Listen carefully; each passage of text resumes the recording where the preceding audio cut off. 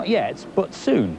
This is an Atari ST, one of the first 16-bit computers. As we're doing the best and worst this week, we thought we might do the best and worst uses of an Atari ST. The worst use certainly has to be as a home games machine. There are very few good games for it. The best use of it, though, is as a music computer because it has a special musical interface called MIDI built in. The Shamen are well known for using computers in their music. Victoria's here to tell us how and why. Welcome. Thank you. How are you? I'm very well. I recognise the Atari, but what else have you got up here? Well, what we've got is, this is our conductor and this is our orchestra. We've got a couple of samplers, and one of the things that's really good about a sampler is that separation. Well, that's your voice. That's my voice. But if we go into the program... So that's a sample of your voice that we just heard? That has been changed rhythmically. So instead of going, oh, the separation, it's just doing a little rhythmic thing. One of the other things that's great about MIDI sequencing is, let's just say, for instance, that we want to change something on the piano riff. Previously, it was changing 16 beats per measure, which doesn't necessarily sound very good for our purposes. No, put it back the way it was. Yes, okay, all right, Andy. And it's back to normal. Back to normal. Okay, so show me the bit where you have that little keyboard and you can move all the notes around, because that's really interesting. Okay, let's say that we want to look at the piano riff that we just played, right? Which is, we go into Edit, go into Key, and lo and behold, the computer shows you everything that's being played. And these are all the notes that the computer is playing, and then you have a little miniature keyboard right there that tells you what notes are actually being played. Doesn't it make the music sound like a bit robotic and sort of similar and samey using a computer? Well, and you have to say that earlier on, one of the problems with technologically produced music, as the Shamen like to call it, is the fact that it sounded so perfect that it didn't sound human. Yeah. With some of the newer, more advanced programs, and just like I just showed you there, you can just fine-tune it ever so slightly so it doesn't sound so perfect. Well, your single is great, the new single, and if you want to check that out, join us at the end of the programme because the Shamen are playing us out. Thank you very much. Absolutely. Thank you, Andy. And in fact, last year was the 10th anniversary of the Atari ST. It was also a very important year for video games with the coming of the super consoles. Here's a bad influence guide to the highs and lows of 1995. January, and the year kicks off with glitz and glamour at the Computer Electronics Show in Las Vegas, where the Virtual Boy is unveiled, increasing the ever-growing amount of hardware designed to make you look stupid. New Super FX chip carts like 3D combat game FX Fighter and Starwing 2 make their first appearance. Mysteriously, none of them have been seen since. February, and video games go to Parliament. After 6 months' research into whether or not games are overpriced, the investigation concludes, yes, they are. How helpful and useful. March and the European Computer Trade Show hits London. Most people get their first glimpse of the Saturn. Of course, we had it on Bad Influence 4 months earlier. And After Darkness, a new PC adventure with stunning graphics and cartoon gameplay is seen for the first time. April. Nothing at all happens in April. Zippo, zilch, zero. Things pick up in May, however, with the first appearance of M2, a new add-on cartridge for the 3DO. It features game demos like this, with graphics to cry for. And techies reveal why girls like Tetris. Apparently, when we play, our brains release huge amounts of endorphins, the natural chemical responsible for passion. These, mixed with the females' supposed craving for organisation, make Tetris a big hit with the girls. It must be true. The science dudes say so. In June, The Darkening, the newest and most expensive sci-fi game ever, begins filming at Pinewood Studios in England. The game cost an amazing £4 million to make, not to buy. Big news in China in July, the SNES launches. Over here, the first super console, the Saturn, appears in the shops. However, non-techies are reduced to tears when they discover that with the lead supplied, it'll only work on TVs with SCART sockets. Supplies of the leads for ordinary TVs dry up quicker than a puppy on the backseat of a Peugeot. August. Doom playing is banned in offices all over the world, and the term cyber-skyber is coined to describe people who spend too much time playing games at work. September, and the most important week in the whole video games year. Bad Influence starts. Oh, and in London, there's some new console called the PlayStation, launched with tons of new games. Apparently, they offload about £9 million worth of the things in 3 days. And despite all our Bad Influence review warnings, Primal Rage tops the games charts. File it in the bin. October. Killer Instinct is cancelled for the Ultra 64, but amazingly comes out on the SNES.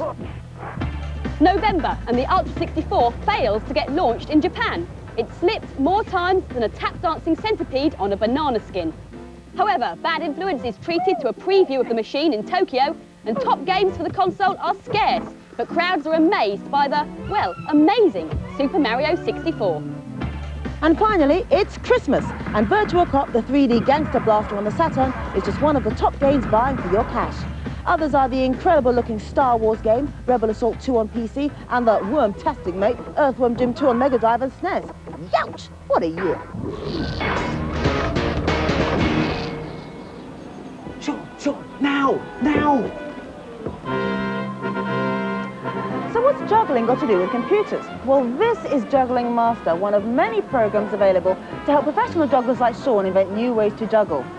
You type in numbers to represent patterns and the computer shows you what they will look like. Now this is the simplest pattern of all, known to jugglers as a 3-ball cascade. And as you can see, Sean's doing it rather well. But the real aim of the game is to try much harder patterns like this one, the 7-ball cascade, so you can see what it looks like. Now this is actually quite hard to do, but Sean's going to give it a go. Yeah! You can also use the software to figure out whether certain patterns are possible, like this one, which we've decided to call Sean's Mess because it involves low balls and high balls, very complicated. And he's doing it. Now that pattern's not been tried before, has it, Sean? Well, it has, but we worked it out using the notation on the computer, and it turned out with this beautiful pattern. It's great. Of course, the computer can come up with patterns that are theoretically possible, but physically unlikely, like this one, the 35-ball cascade. Care to try that one, Sean? I don't know what all the fuss is about. I've been practicing with one ball, and it's dead easy.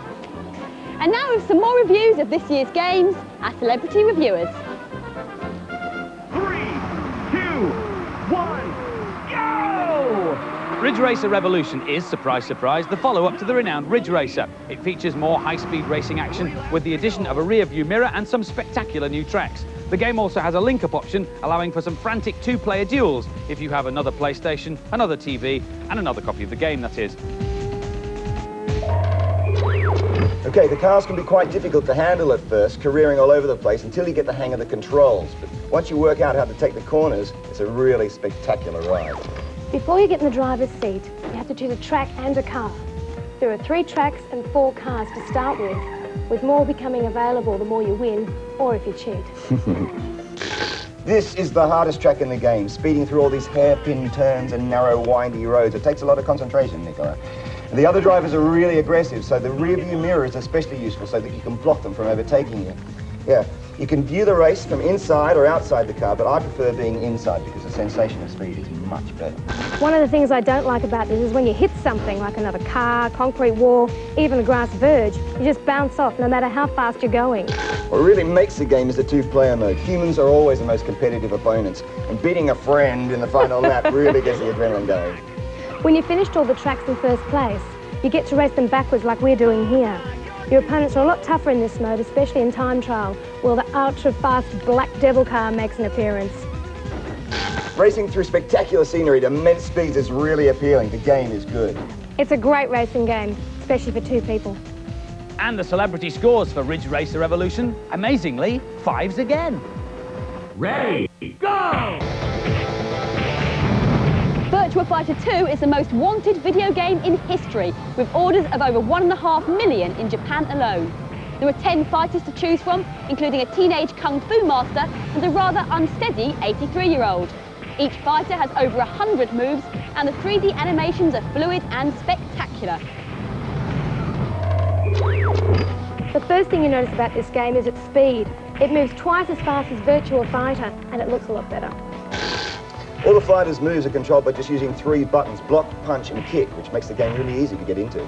And the fighting is really realistic, using real punches and kicks rather than unrealistic fireballs and teleports. Each character has their own fighting style, and I'm fighting against Wolf with my favourite character, Shun. But Shun has made he's got a rather odd method of fighting, which involves swigging from a bottle in his belt and then falling over a lot. He's quite fit for his age, and he can fight standing on his hands, or when the going gets a bit rough, he can fight from a sitting position. There are lots of nice touches in this game, like the way fighters' heads follow their opponents' movements. I especially like the way you enter your name in the high score chart in ranking mode by beating up the letters. The graphics are great, the action is fast, and the characters are really entertaining. It's the best beat 'em up I've ever seen. And the celebrity scores for Virtua Fighter 2? You're never going to believe this. 5s!